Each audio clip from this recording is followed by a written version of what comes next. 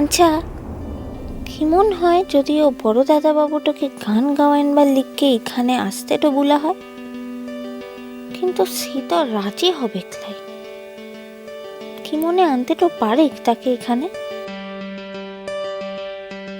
দেখো, আমার কিন্তু কোনো প্রবলেম হবে না, বাকিটা তোমরা বুঝে নিও, কেমন? আমরা তাহলে স্যার আজকে এখানে রিহার্সাল ওয়াইন্ড আপ করি। হ্যাঁ, আমিও বেরোবো। হ্যাঁ হ্যাঁ, এলাম। Thank you. এলাম। হ্যাঁ, তোমরা যে যার ক্লাসে যাও যাও, উড়োউড়ি করো না, দেখো আস্তে আস্তে কালকে যাবে। সবাই 12টায় চলে এসো। হ্যাঁ, 12টায় কালকে যাও যাও যাও যাও। এসো। হুড়মুড় করো না, আর হুড়মুড় করো একটু না, সুরের পড়ে যাবে। একটু প্রবলেম হচ্ছে, সেটা ঠিক করে নিও। হ্যাঁ, একটু রিহার্সাল করে নিও।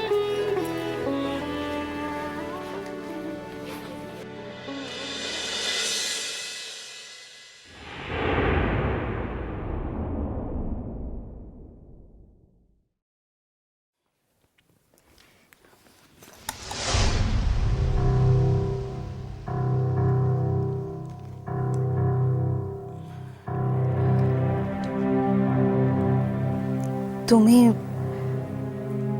বাড়ি যাবে না? হ্যাঁ, যাবো তো। তুমি কিন্তু খুব ভালো নাচো, শিখেছো কোথাও?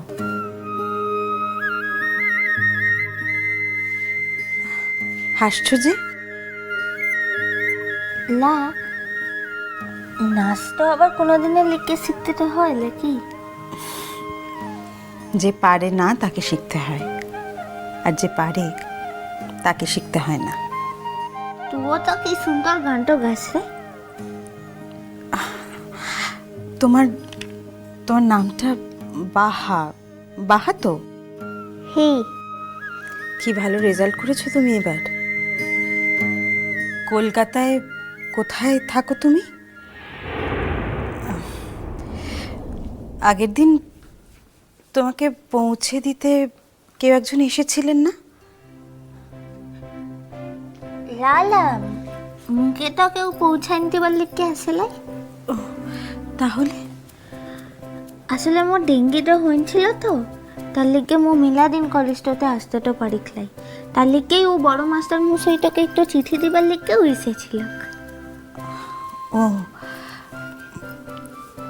তো যে ভদ্রলোক তোমার সঙ্গে এসেছিলেন তিনি কে হন? তোমার আত্মীয়? ইস রে, জানে কিলাই যেন কিছু, যে এসেছিল তাকে যেন একেবারে চেনে কিলাই। কে হন? বড় দাদা বাবু। ও, মিলাইনতেই পারছে ক্লাই গো, এরপরতে যা করব তাতে তো আরোই মিলাইনতে পারবে ক্লাই। ও, তার মানে উনি তোমার দাদা, তুমি ওর বোন? হ্যাঁ,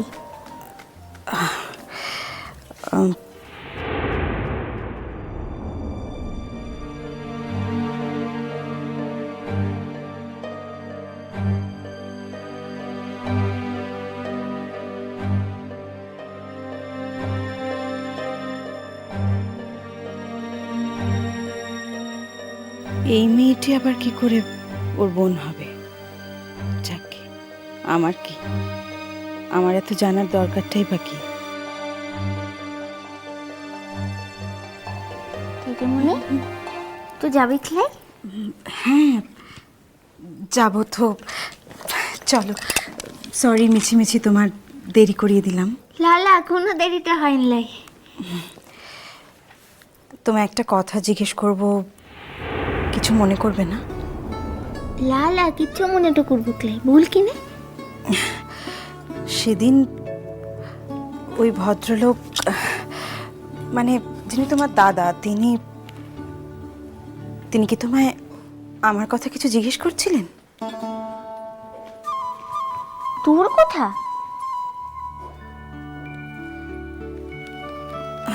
না না, আসলে আমাকে দেখিয়ে সবাই তোমায় ডেকে নিল না, তাই বোধহয় উনি চিঠিটা না দিয়ে চলে গেলেন, তাই ভাবছিলাম।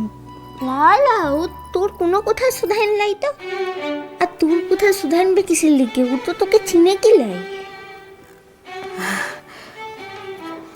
হ্যাঁ, ঠিকই বলেছ তুমি, একদম ঠিক বলেছ। ঠিকই তো, উনি কেন আমাকে চিনবেন? আমারই ভুল। দিদিমণি, হ্যাঁ? মু তাহলে আসি কিনে। হ্যাঁ বাহ, তুমি এসো।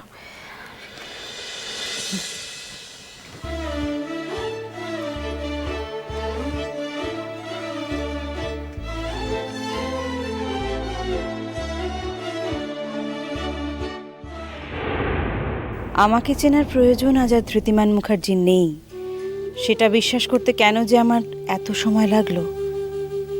হয়তো স্ত্রী সন্তান নিয়ে, হয়তো কেন, নিশ্চয়ই তাই।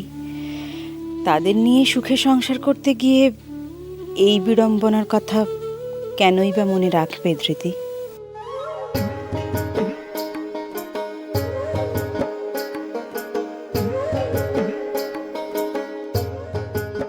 দেখলা দুদিকে মু আরো কষ্টটা দীপক, আর তারপরতে যখন মিলাইনটা দীপকলা, ওফ কি আনন্দটাই যে হবে মুদিকের ঘরটাতে।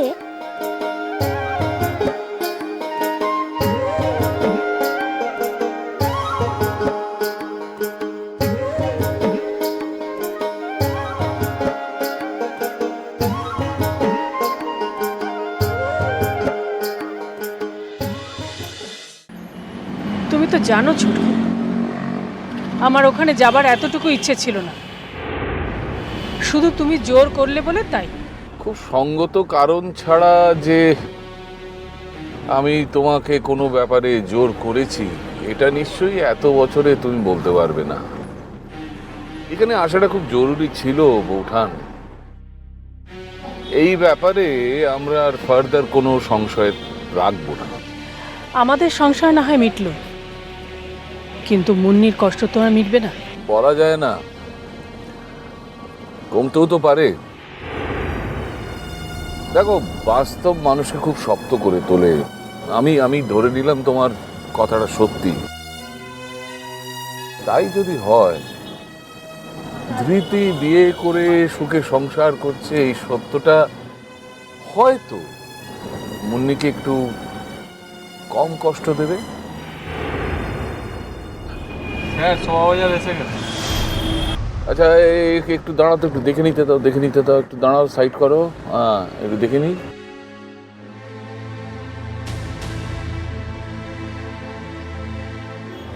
আচ্ছা ঠিক আছে, তুমি সোজা গিয়ে ডান দিকে যাবে। বাবা, তুমি এখনো মনে রেখেছো? বারে, মুন্নিকে নিয়ে তো এখানে 2-3 বার আসতে হয়েছে সে সময়, তাই না?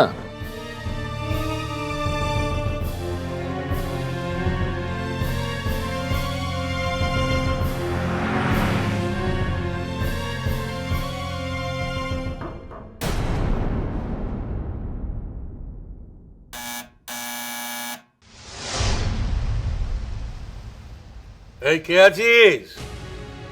দেখ তো কে এসছে।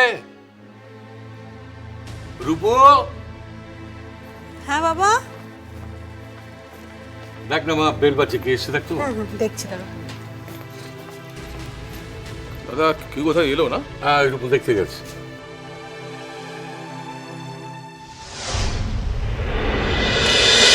মিষ্টি কুটু মিষ্টি কুটু মিষ্টি কুটু